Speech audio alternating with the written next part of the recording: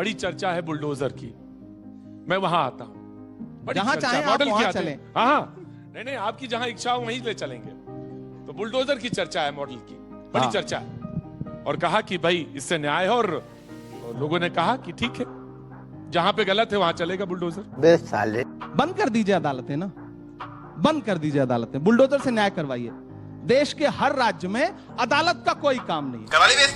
पूरे देश में खासकर गुजरात का भी कई नगर पालिकाएं होती है, महानगर पालिकाएं भी होती है, और ऐसी जगह अवैध मकान हो या अवैध कोई भी चीज हो, उसको हटाने का काम प्रशासन करता है, उसमें कोर्ट नहीं होती। हाँ, अगर कोई व्यक्ति कोर्ट में जाता है और कोर्ट से स्टे लेके आता है तो उसको रोक दिया जाता है। मेरी सरकार में सरकार का हिस्सा हूँ, मेरे विरम गांव में भी हम बुलडोजर चलाते हैं, और ऐसी अवैध जगहों को हटाने का काम बुलडोजर से ही होता है।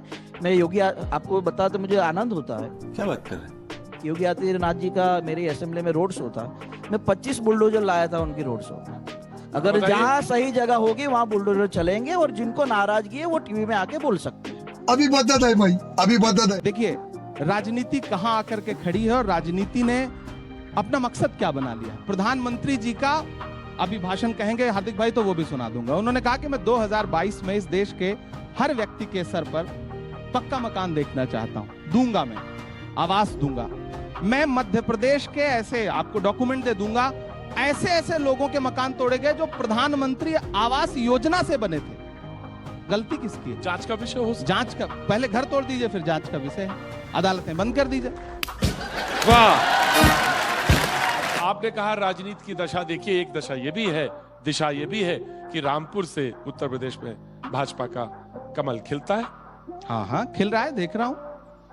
अब तो इंजेक्शन लगा लगा के कमल खिलाया जा रहा है। आप सिर्फ देख ही रहे हैं कि 387 सीटों, 399 सीटों पर आप लड़े उत्तर प्रदेश में, 387 पर जमानत जब्त हो गई, आप देख ही रहे हैं। प्रतीक जी, मैं बहुत संवेदनशीलता के साथ एक बात कहना चाहता हूं। अब ये मत बताइएगा, अब ये मत कहिए कि हम चुनाव लड़ रहे हैं, जीत हार हमारी राजनीति में नहीं है।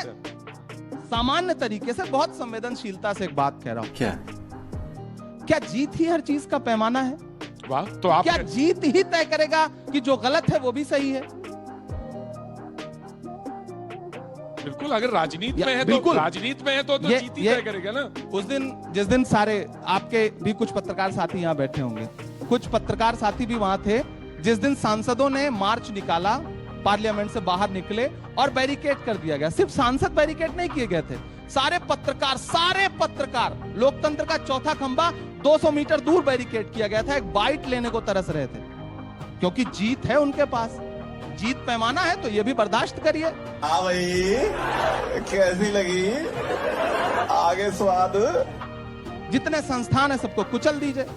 ये यहाँ बातें बैठ के कहना बहुत आसान है। जमुना उपाध्याय का एक शेर है, ये चुनर धानी धानी भूल जाते, ये पूर्वा की रवानी भूल जाते, जो आकर 4 दिन गांव में रहते तो सारी लंतरानी भूल जाते। क्या बात है।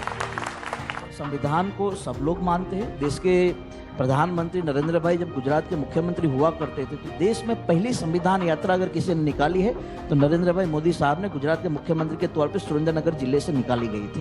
कब हो गया ये? कब हुआ कब? देखिए, ये जब प्रतीक भाई, मैं ये जब चिंता में आ जाते हैं, 1 मिनट के लिए रोकूंगा। मुख्यमंत्री रहते हुए आदरणीय प्रधानमंत्री जी ने जो जो किया है, क्या आज उस एक भी बात पर कायम है? वो बताएंगे उनको। आधार कार्ड का विरोध उन्होंने किया, मनरेगा का विरोध उन्होंने किया।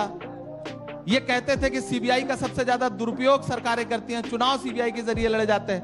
आज प्रधानमंत्री जी सुनने को तैयार नहीं। ऐसी चुप्पी ओढ़ ली है उन्होंने कि अडानी के मुद्दे पे एक शब्द संसद में आके बोलते। आपकी तो एक ही जगह सुई जाके अटक गई। चुप कर बे कुत्ते। देखिए, आज मैं भारतीय जनता पार्टी का एक विधायक होने के बाद भी ये मैं बोलता हूँ कि हम इस देश के भीतर उद्योगपतियों को मजबूत करना चाहते हैं, लेकिन विनाश के नाम पे नहीं। इस देश में भी उद्योगपति है, उनके तरीके से वो मजबूती से आगे बढ़े हैं, और ये हर जगह ये कहते हैं कि नरेंद्र भाई आए तब के बाद ही वो सक्षम और मजबूत हुए, तो उससे पहले वो नहीं थे क्या? यही तो मैं कहना चाहता हूँ कि नरेंद्र मोदी जी पहले देश नहीं था क्या? उनके प्रधानमंत्री बनने से पहले देश नहीं था क्या? तब जाकर के विदेश में कहने की क्या आवश्यकता है कि भारत तो सपेरों का देश था। आज क्या नारा है? राहुल गांधी माफी मांगो। राहुल गांधी इस बात के लिए माफी मांगे कि उन्होंने भारत को जोड़ने के लिए 3,500 किलोमीटर पैदल यात्रा की। राहुल गांधी इस बात के लिए माफी मांगे कि वो ये कहते हैं कि लोकतंत्र बचाओ। माफी तो भाजपा को मांगनी चाहिए 15 लाख के जुमलों के लिए, अच्छे दिन के झूठे वादे के लिए।